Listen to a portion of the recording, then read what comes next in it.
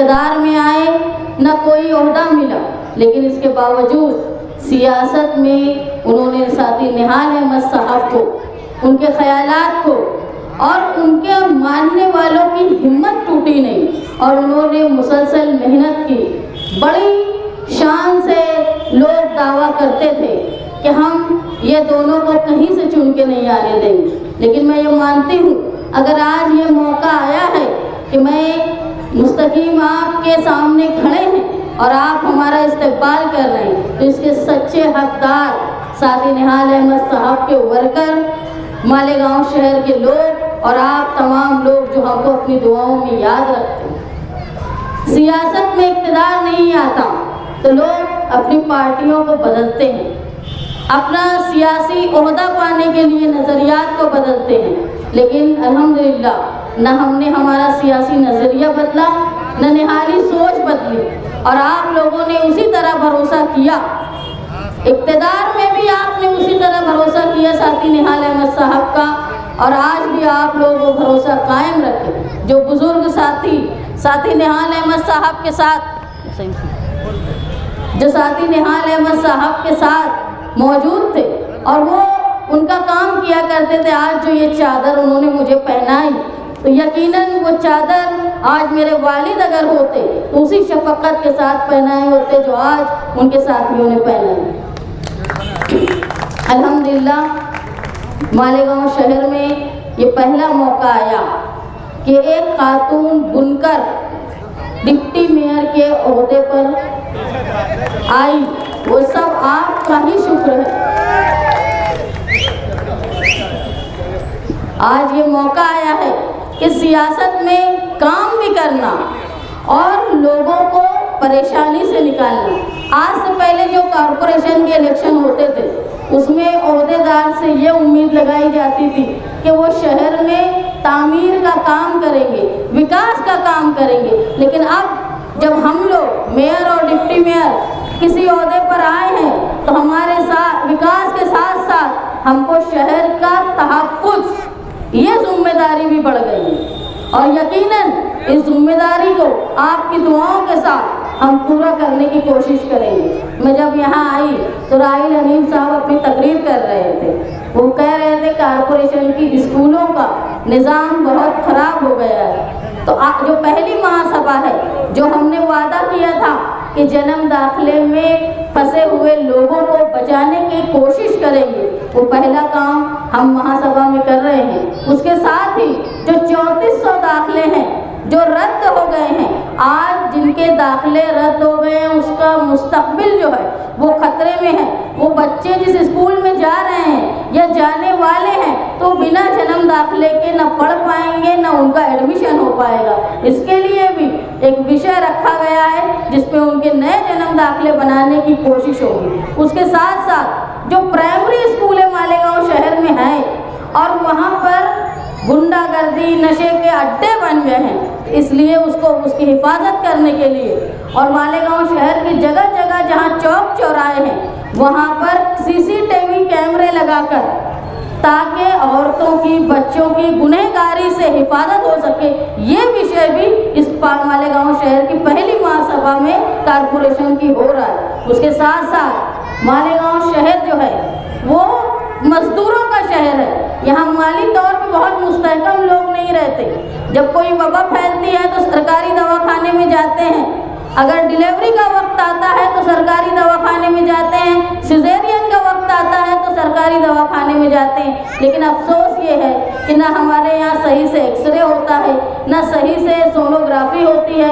ना MRI होता है। लेकिन इस महासभा में पहली महासभा में हमने ये सवाल को रखा है कि पहले मालेगांव शहर के जो कॉरपोरेशन के हॉस्पिटल हैं उनको इतना अच्छा MRI, एक्सरे, लैब और सोनोग्राफी का सिस्टम कर दें जो मालेगांव के लोगों को धूलिया और बाहर जाना पड़ता है वो मामला रुक जाए और मालेगांव शहर में उनकी बीमारी का भी इलाज हो पाए और तहकीक भी हो पाए। अगर आप लोगों ने जिस तरह इस इलेक्शन में साथ दिया, उम्मीदें की, दुआएं की और जिस तरह की हमने कामयाबी हासिल की, जो कमी रह गई थी हमारी इक़्तिदार में आने के लिए मालेगांव सेकुलर फ्रंट की, उसको पूरा करने का काम एजाज बेग ने साहब ने किया।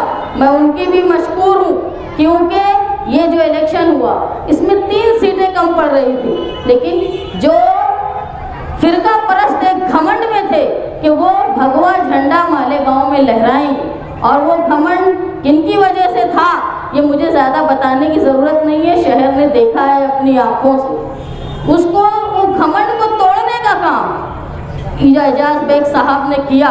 इनके ऊपर दबाव भी आया, इनको लालच भी दी गई, हमारे पास भी दबाव आया, हमको भी बोला गया, यहाँ तक कि अबू आसिम आज़मी साहब दुबई में थे, वो उम्रा कर गए, उसके बाद वो दुबई चले गए। वहाँ उनको मुसलसल फ़ोन आ रहे थे और बोल रहे थे 5 लोगों को आप हम दे दो, लेकिन अबू आसिम साहब का जो हमारे ऊपर यकीन था कि निहाली सोच वाले निहाल साहब की औलाद वो कभी अपने नज़रियात से हट नहीं सकते। ये सारी कोशिशों के साथ हमने मिलकर मालेगांव शहर में इक़्तिदार लाया, और बड़ी खुशी की बात है कि 2 खातून यहाँ मेयर और डिप्टी मेयर का फ़राइज़ अंजाम दे रहे हैं। मैं बहुत मशकूर हूँ हिंदुस्तान के दस्तूर की, जो बाबा साहेब अम्बेडकर ने बनाया था, जिसमें उन्होंने हर जात के लोगों को मौका दिया। मैं जिस वार्ड से चुन कर आई वो ओबीसी महिला वार्ड है, तो मैं ओबीसी महिला आज मालेगांव शहर की बुनकर बिरादरी की डिप्टी मेयर बनी। इसका भी श्रेय हमारी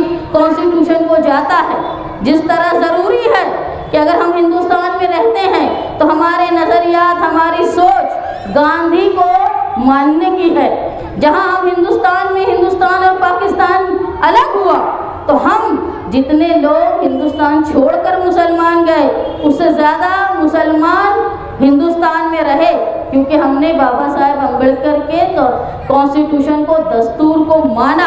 और आज तक माइनॉरिटी अक़लियत ही है जो दस्तूर को बचाने का काम कर रही है। हमने पार्लियामेंट के इलेक्शन में दस्तूर को बचाने के लिए एक तरफा वोट दिया, भले ही हमको उसका खामियाजा आज तक भुगतना पड़ रहा है, लेकिन दस्तूर को बचाने का काम हम कर रहे हैं। तो वही दस्तूर को बनाने वाले की तस्वीर जहाँ होनी चाहिए, जिस महाराष्ट्र में माना जाता है कि महाराष्ट्र के सबसे बहादुर छत्रपति शिवाजी महाराज हैं, जिन्होंने तब्दीली लाई, किसी जात बिरादरी का फ़र्क नहीं किया, उनकी तस्वीर भी कारपोरेशन में होना ज़रूरी है। तो वहीं जहां टीपू सुल्तान, हज़रत टीपू सुल्तान, जिन्होंने हिंदू मुसलमान के फ़र्क को नहीं किया, उन्होंने औरतों की इज्जत को महफूज रखने में अव्वलियत दी, जिन्होंने टेक्नोलॉजी में उस ज़माने में जब सोच नहीं सकते थे, उन्होंने रॉकेट और मिसाइल जैसी टेक्नोलॉजी का इस्तेमाल किया।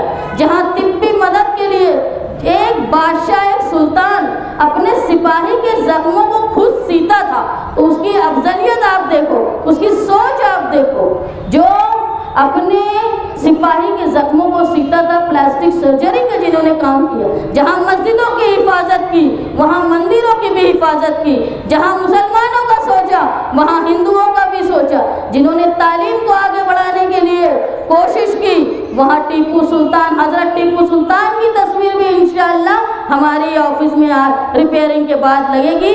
और आप देखना मुखालफिन कितना भी कुछ भी कर ले, ये दस्तूर में जैसे राहिल हनीफ साहब ने कहा कि 144 नंबर जो हमारी दस्तूर की किताब है, उस किताब के सफ़ा नंबर 144 पर जो पार्ट 96 है, उसमें जहां झांसी की रानी की तस्वीर है, उसके बाजू में हज़रत टीपू सुल्तान की तस्वीर है, वहीं 141 नंबर पेज पर शिवाजी महाराज की भी तस्वीर है। तो जो दस्तूर ने हमको इख्तियार दिया है कि हमारे हिंदुस्तान की सबसे बड़ी किताब जो हमारा दस्तूर है, वहाँ हज़रत टीपू सुल्तान की तस्वीर है, तो यकीनन हमारी ऑफिस में भी होनी चाहिए। और अगर कोई ये कहता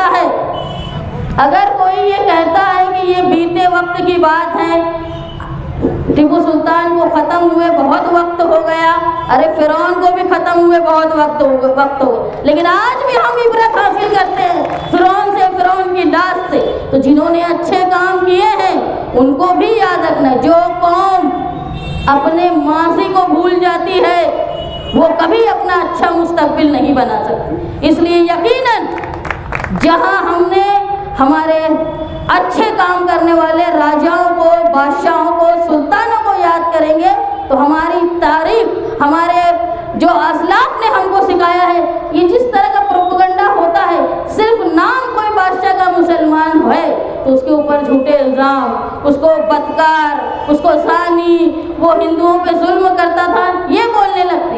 अरे इतनी बड़ी मेजॉरिटी में हिंदू पब्लिक थी, आंखों पे बैठाया, सर आंखों पे एक सुल्तान को ऐसे ही नहीं बैठाया होगा, उनके काम होंगे ऐसे, इसलिए बैठाया गया।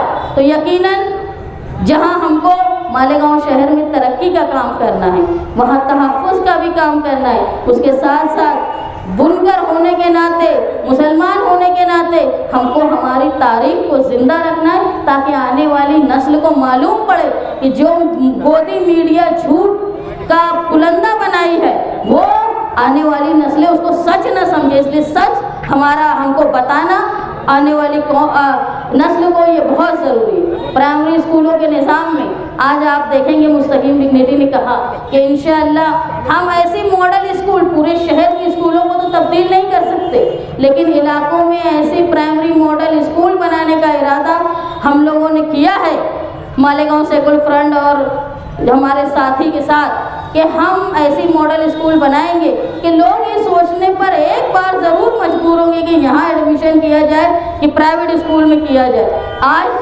प्राइमरी स्कूल की तालीम 7वीं तक है। एक चिट्ठी मुझे यहाँ आई जो इलाके से आई है करीब में ही, उनकी ये सोच है कि भाई जो तालीम हमारी 7वीं तक है उसको 10वीं तक किया जाए। कल तमाम मेंबरों की मीटिंग हमारे मकान पे हो रही थी, मालेगांव सेकुलर फ्रंट और कांग्रेस के लोगों की। वहाँ हमने एक तजवीज़ इस बात की भी सोची है कि आने वाले वक्त में तालीमी मेयार को अच्छा करना, उसके साथ साथ जो 7वीं तक की तालीम है उसको बढ़ाकर आगे तक की करना, ये कोशिश हम ज़रूर करेंगे इंशाअल्लाह। जल्द ही रमज़ान लगने वाले हैं। रमज़ान की वजह से लोग चाहते हैं सबके प्रोग्राम जो है वो एक साथ हो जाए, लेकिन मुमकिन नहीं। हमें काम बांट के, मैं यहाँ हूँ तो मेरा साहबा कहीं और है, हम काम प्रोग्राम बांट के कर रहे हैं, लेकिन हम ये कोशिश ज़रूर करेंगे कि रमज़ान के महीने में जो गंदगी का अंबार लगा होता है उसको रमज़ान के महीने में किस तरह वो दुश्वारी को कम किया जाए। जो गंदगी से बीमारियां फैलती है, हम ऐसा इंतज़ाम भी कर रहे हैं बैठ के, मैं हेड ऑफ द डिपार्टमेंट से, कि कचरे का इंतज़ाम दुरुस्त हो। जैसा मुस्तकीम डिग्निटी ने कहा कि अगर हम शहर को खूबसूरत, अच्छा और साफ रखना चाहते हैं तो वहाँ हमको सख्त फैसले भी करने पड़ेंगे। मैं उम्मीद करती हूँ कि हर तब्दीली जो है वो कुर्बानी मांगती है, और हर तब्दीली जो है वो हमारे लिए तामीरी काम के लिए हो। इसलिए जहाँ कुर्बानी देनी पड़ेगी, जहाँ आपके फ़ायदे के लिए, शहर के फ़ायदे के लिए, तो वहाँ आप आवाम, सोशल वर्कर तमाम हमारा साथ दें। इस शहर का नक्शा बदलने में आप हमारे मददगार साबित हो। कोई ओहदे पे कोई पहुँच जाता है तो वो अकेला कुछ नहीं होता, साथ अगर आवाम होती है, शहरी होते हैं, तो वो तब्दीली शहरियों की मर्जी से होती है तो ही कामयाब होती है। तो मैं आपसे, जिस तरह आप लोग ओहदेदारान से उम्मीद लगाते हैं, वैसे हम आपसे उम्मीद लगाते हैं कि आने वाले वक्त में जो सख्त फैसले होंगे और वो शहर के मुस्तकबिल के लिए फ़ायदेमंद होंगे, उसमें आप हमारा साथ दीजिएगा। जिस तरह आपने आप इलाके में मुझे बुलाया और मेरी इस्तकबाल किया, मेरी इज्जत बढ़ाई, मैं आपकी हमेशा मशकूर रहूँगी। जो माएँ बहनें घरों से मेरी आवाज़ सुन रही हैं, मैं उनसे ये दरख्वास्त करती हूँ कि जिस तरह तमाम तनाज़े, फतवे, इसके बाद भी मैं आज एक पोस्ट पर पहुँची हूँ, वो आपकी दुआओं का समरा है। और बेझिझक आज दोनों जो मेयर और डिप्टी मेयर है वो खातून हैं। अगर औरतों के मसाइल हों तो बेझिझक आप हमसे राब्ता करें, चाहे कारपोरेशन में हो, चाहे हमारे ऑफिस पे हो, चाहे फ़ोन से। हमारी हैसियत के मुताबिक हम आपकी मदद करने की पूरी कोशिश करेंगे इंशाअल्लाह रहीम। आज की इस मुख्तसर सी इफ्तिताई तकरीर के में आए हुए तमाम लोग, डिप्टी मेयर साहिबा, वार्डों के नौजवान बुज़ुर्ग हजरात, रुक जा जरा भाई, थोड़ा 2 मिनट तेरी भाई। मालेगांव शहर के अंदर इलेक्शन हुआ, मेयर डिप्टी मेयर का चुनाव हुआ, शहर पूरा कसमोकस में था कि क्या होगा। मगर हमने जो फैसले लिए, शहर की इच्छा के मुताबिक फैसला लिया। शहर चाहता था कि इलेक्शन होने के बाद कि मालेगांव शहर के अंदर आपस के अंदर युति हो और मालेगांव शहर को फिरका परस्तों से दूर रखा जाए। उनकी ख्वाहिश के मुताबिक हम लोगों ने निर्णय लिया। आज अल्लाह का एहसान है कि डिप्टी मेयर भी हमेशा देखो कि वो नदी के उस पार देना पड़ता था, मगर अल्लाह के फजल करम से सभी की एक राय, शहर के लोगों की दुआओं से कि पूरा का पूरा इक़्तिदार हम लोगों के पास आया, पूरे शहर के लोगों के हाथ में आया। हमेशा देखने में आता था कि 80% काम उस इलाके में होता था। लोग शहर के रोनर होते थे कि उस 80% काम उधर होता है, और जो टैक्स अदा करने वाली शहर की आवाम है 20% काम इधर होता। मगर ठोस निर्णय सब ने मिलकर लिया, कोई लालच में नहीं आया। जैसे इनको अबू आसिम आज़मी साहब का फ़ोन किया गया, इनके पास भी बहुत लोग आए, बहुत से सारे लोग मेरे पास भी आए। मैं उस वक्त तो बीमार था, दवा खाने में भी आके बैठ जाते थे और बोलते थे कि कोई भी हाल में तुम हमारे साथ में चलो। बड़ी बड़ी लालच दी गई, मगर हमने सारी लालच को ठुकरा दिया। अब शहर के लोगों की भी जिम्मेदारी है कि हम लोग इलेक्शन के बाद शहर के अंदर एक ठोस निर्णय लेने जा रहे हैं। शहर अगर तरक्की चाहता है तो आप लोगों का भी उसके अंदर हिस्सा लगेगा। आप लोग अगर हिस्सेदार बनेंगे तो शहर तरक्की करेगा। ये हमारे पास की बात नहीं कि बॉडी काम कर लेंगी, ऐसा नहीं हो सकता। जब तक आप लोगों का ताउन और साथ नहीं रहेगा, हम लोग शहर के अंदर काम नहीं कर पाएंगे। हम लोगों को सख्त निर्णय अतिक्रमण के बारे में लेना है शहर के अंदर। हम लोगों को शहर के अंदर प्लास्टिक पाबंदी लगाने का है कैरी बैग के ऊपर, अगर सफाई आप चाहते हो तो। हमने कल ही बात की है परसों के दिन मीटिंग के अंदर कि हम लोग को 8 JCB छोटा लेना है शहर के अंदर, और उनका काम रहेगा कि पूरे शहर के अंदर जितनी बड़ी बड़ी गटरें हैं वो 365 दिन वो 8 JCB वही काम करेंगी, दूसरा कोई काम नहीं करेंगे। अगर सफाई अपनों को शहर के अंदर करना है तो 2 नंबर नल अपन चाहते हैं शहर के अंदर काम हो। कारपोरेशन की आमदनी अगर बढ़ेगी तो शहर के अंदर काम होंगे। 2 नंबर के नल जितने हैं उन्होंने इलेक्शन ईद के बाद अपना 1 नंबर नल करा लेना चाहिए। हम लोगों से आपके सामने यही गुजारिश कर रहे हैं। हम किसी की बात सुनेंगे उनेंगे नहीं, हर खास तौर पे मैं मेरी बात कर रहा, मैं किसी की बात सुनूंगा नहीं। जो गलत काम है उसको कोई सही नहीं देंगे। भले आने वाले इलेक्शन में मैंने पहले भी ऐलान किया, आज फिर बोल रहा हूँ कि मैं इलेक्शन लड़ूंगा नहीं, मैं वोट की लालच में कुछ करने वाला नहीं है। ये क्या धंधे हैं शहर के अंदर? एक होटल वाला अपनी होटल चलाता, 50-50 कुर्सी और टेबल रोड के ऊपर रखता।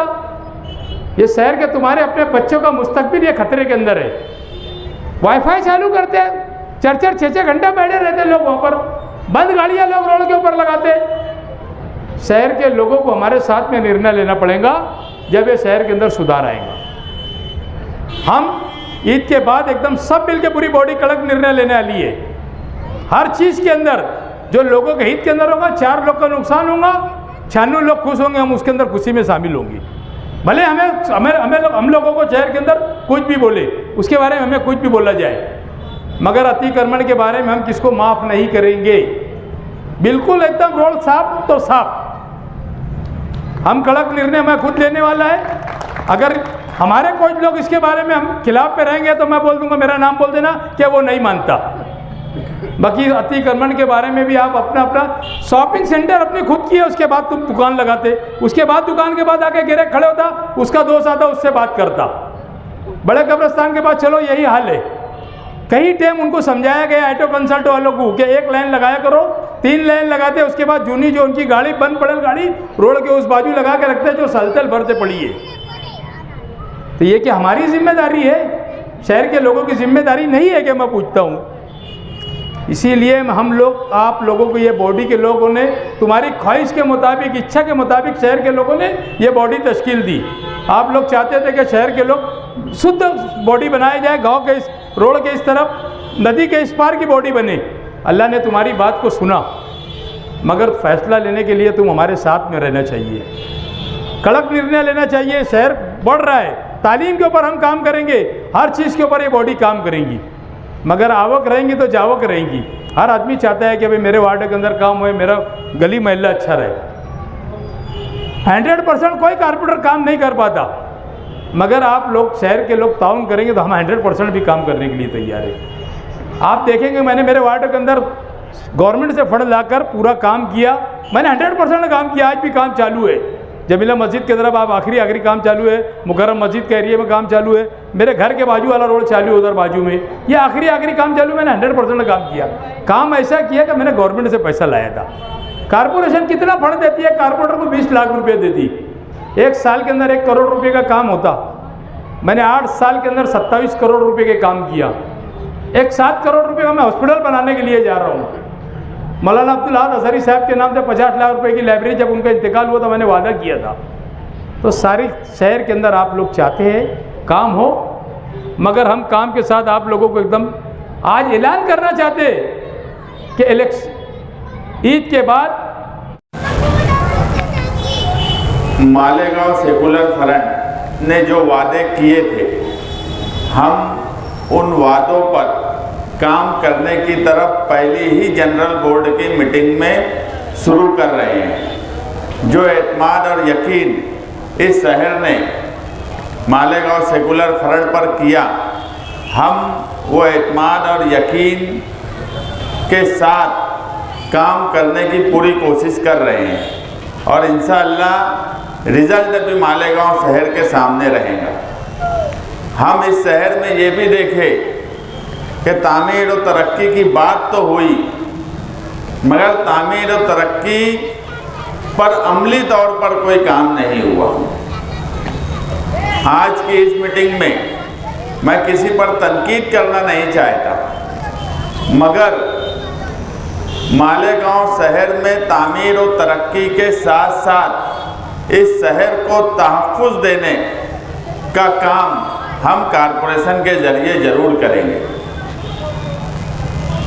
जन्म दाखिले का पहला सवाल मैं हर जलसे में, मीटिंगों में, इलेक्शन के वक्त ये बोला करता था कि पहली तजवीज़ मैं लेकर आऊँगा जन्म दाखिले के ताल्लुक से, और पहली तजवीज़ मैं लेकर आया। मुझे बड़ा अफसोस हुआ कि आज मौजूदा एमएलए नुमानी पुल के दौरे पर आए। ये नुमानी पुल जिसको हमने मुद्दा बनाया, मगर यहाँ पर अगर मैं गिनती करूँ उंगली पर तो कई मर्तबा सिर्फ वो दौरा ही हुआ है। कारपोरेशन का चार्ज संभालते ही शान हिंद ने ये कहा कि हम सबसे पहले जो रुके हुए काम हैं, जो मंजूर है और अपने वक्त में नहीं होते, उन कामों में नुमानी पुल का भी काम है जो कारपोरेशन के जरिए हो रहा है। उसकी जिम्मेदारी भी हमारी रहेगी कि वो काम वक्त पर अब किस तरह से हो। सिर्फ दौरा करना, दौरे पर आकर बात कर लेना, एक बार अपने लड़के को भेजना, फिर खुद आना, और कई मर्तबा वादा करने के बाद भी अगर कोई काम मुकम्मल नहीं हो रहा है तो उसकी वजूहात हम तलाश करके वो काम करने की कोशिश करेंगे। जन्म दाखिले के सवाल पर तजवीज़ जो लाई हुई है उसको कानूनी तौर पर किस तरह से हम मंजूरी देते हैं ये भी ये शहर देखेगा। उसका फ़ायदा किस तरह से होगा वो भी ये शहर देखेगा।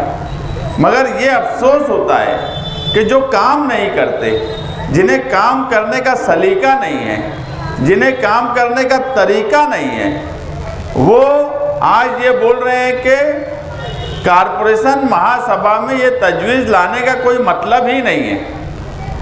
ये आज इसलिए ये बात बोल रहे हैं कि फिरका परस्त और बीजेपी के लोग जो बात हॉल में बोलने वाले हैं वो इनके मुंह से वो पहले ही बुलवा दिए कि तुम पहले ही बोल दो कि इनको अधिकार ही नहीं है, ये महासभा और कारपोरेशन को अधिकार ही नहीं है। ये बात बोलने से पहले उन्होंने ये सोचना चाहिए था कि साल भर से लोग परेशान हैं, मैंने तो कुछ किया ही नहीं जन्म दाखिले के सवाल पर, अगर करने वाले लोग आज आए हैं तो वो किस तरह से करते हैं ये तो देख लो। मगर सियासत और सिर्फ इल्ज़ाम तराशी, काम नहीं करने का बहाना, और जो काम करने वाले लोग हैं उन पे पहले ही तनकीद कर दी जाए कि महासभा को ये पावर नहीं है, कारपोरेशन ये कर नहीं सकती, तो आप सरकार में, मंत्रालय में, विधानसभा में हो, आपने क्या किया इसका जवाब दे देते।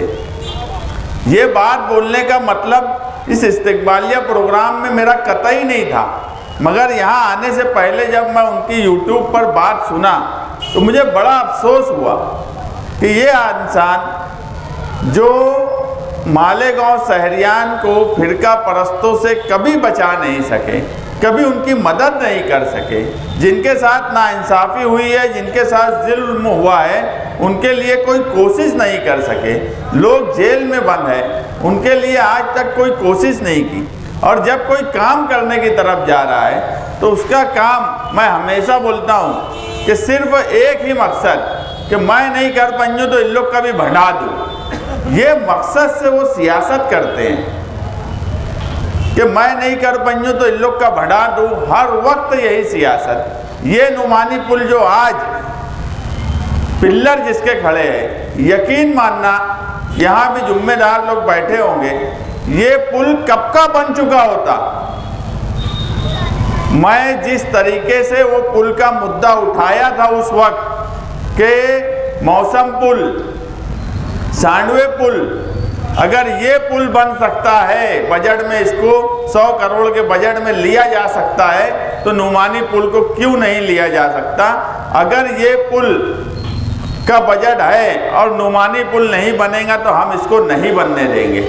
और यकीन मानना कि महल्ले के बाग महमूद के जिम्मेदार मेरे साथ कमिश्नर के पास गए, कमिश्नर इतना डर गया था कि उसने फ़ौरन सिटी इंजीनियर को ये बोला कि ये क्या मामला है, नुमानी पुल क्या है, उसका एस्टीमेट लाओ और उसका किस तरीके से काम होगा मैं करवाता हूँ। मगर उसी वक्त ये हजरत पहुँच गए। कौन सा हवा में 2 करोड़ 4-5 साल पहले था मुझे नहीं मालूम, इस तरह की बात करके वो काम में टांग अड़ा दिए और आज तक वो काम किस तरीके से हो रहा है आपके सामने है। हमने जो वादे किए हैं शहर में कामकाज करने के लिए, इतना काम है कि मुझे नहीं लगता है कि ये 2.5 साल का पीरियड हमारे लिए रात दिन अगर हम काम करेंगे तो ही कुछ हम शहर को दे सकते हैं। ऐसा नहीं हो सकता कि हम कुछ वक्त काम में दें और सैर व तफरी करते रहें तो मालेगांव शहरियान का काम होगा, ऐसा मुमकिन नहीं है। हमें कई महाज पे लड़ना है, हमें फिरका परस्तों से भी लड़ना है, हमें शहर का तामीरी काम भी करना है, हमें हिकमत अमली से बजट भी लाना है, क्योंकि बजट खाली हो चुका है। कारपोरेशन के प्रशासक ने, कमिश्नर ने बजट पूरा खाली कर दिया है। हमें पैसा किस तरह से आए ये भी सोचना है और उसका इस्तेमाल सही तरीके से कैसे हो ये भी सोचना है। स्कूल, प्राइमरी स्कूल के मामले में मैं आपसे के सामने ये बात बोलता हूँ कि हम बहुत कुछ अभी प्राइमरी स्कूल का बदल देंगे, ऐसा नहीं है, मगर कुछ स्कूल जो कैंपस के साथ मौजूद है मालेगांव शहर में, इंशाअल्लाह वो स्कूल को ऐसा बना देंगे कि जो लोग प्राइवेट में एडमिशन लेने जाते हैं बच्चों का, वो ज़रूर उस महल्ले के स्कूल में एक बार आके ये सोचेंगे कि ये प्राइमरी स्कूल में एडमिशन लिया जाए कि ना लिया जाए। ये सोचने का सवाल हम जो भी वालिदैन हैं उनके सामने हम इंशाअल्लाह ज़रूर कर देंगे। इतना मैं आपको यकीन दिलाता हूँ, काम करने का जज्बा है। निहाल साहब के बाद हम कभी इक़्तिदार में नहीं रहे, इक़्तिदार के हिस्सेदार नहीं हुए। हम जब से सियासत में आए हम अपोजिशन में रहे, मगर अपोजिशन में भी हमने जो अपोजिशन का काम है जो अपोजिशन को करना चाहिए वो हमने पूरी ताकत और पूरी ईमानदारी से किया। जो सवालात अपोजिशन के तई हमको करना चाहिए था पोजीशन में बैठे हुए लोगों से, इक़्तिदार में बैठे हुए लोगों से, वो सवाल हम ज़रूर करते थे। हाँ, हम इक़्तिदार में नहीं थे तो हम बहुत तामीरी काम करना हमारे लिए मुमकिन नहीं था। अब इक़्तिदार के हिस्सेदार है तो हम तामीरी काम भी ज़रूर इस शहर में करके देंगे। मैं ये नहीं बोल रहा हूँ कि कोई अलाउद्दीन का चिराग लेकर हम वहाँ बैठ जाएंगे और चिराग घसेंगे और काम हो जाएगा, मगर सिस्टम से आप थोड़ा वक्त दीजिए। हम साफ़ सफाई के निज़ाम से लेकर प्राइमरी स्कूलों का निज़ाम और शहर की तामीर और तरक्की को हम अच्छे तरीके से करेंगे। इसी के साथ साथ ईद के बाद हम कुछ सख्त फैसला लेंगे।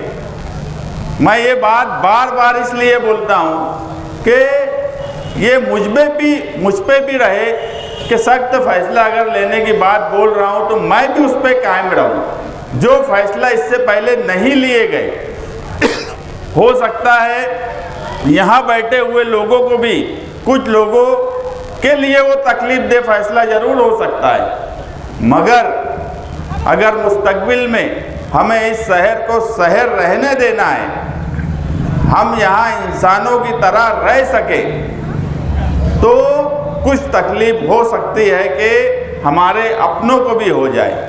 उसे कहीं ना कहीं आपको मुस्तकबिल का सोचकर बर्दाश्त करना पड़ेगा।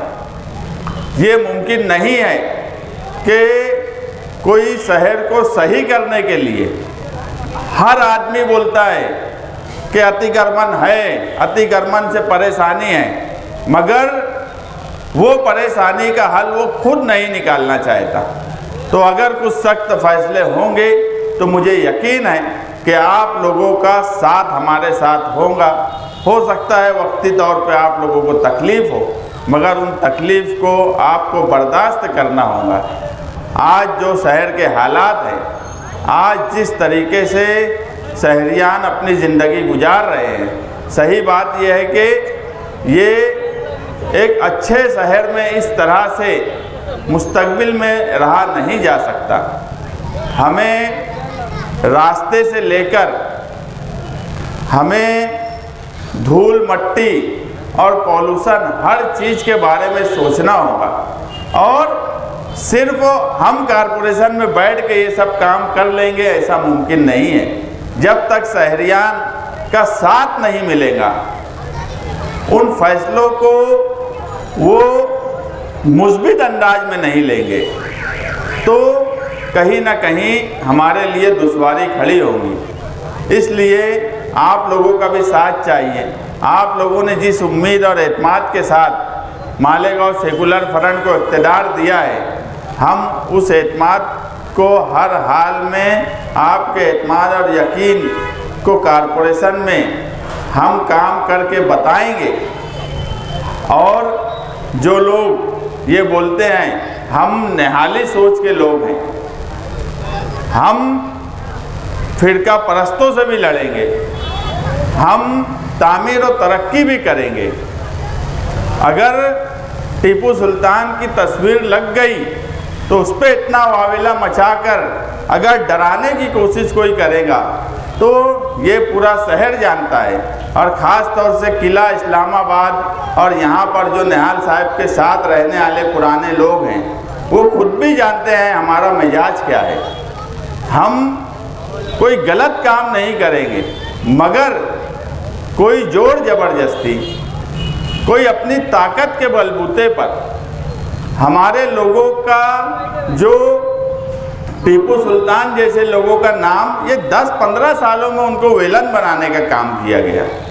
वो हिंदुस्तान के हीरो रहे हैं और ये पूरा देश मानता है कि वो हिंदुस्तान के हीरो रहे हैं, मगर अगर वो विलन बनाया जा रहा है तो उनकी मुस्बित बात, मैं तो ये मानता हूँ कि शान-ए-हिंद ने जो तस्वीर लगी उसकी ऑफिस में, वो हिंदुस्तान के मुसलमानों के लिए बिल्कुल बेहतर हुआ और उस पर बहस होना चाहिए।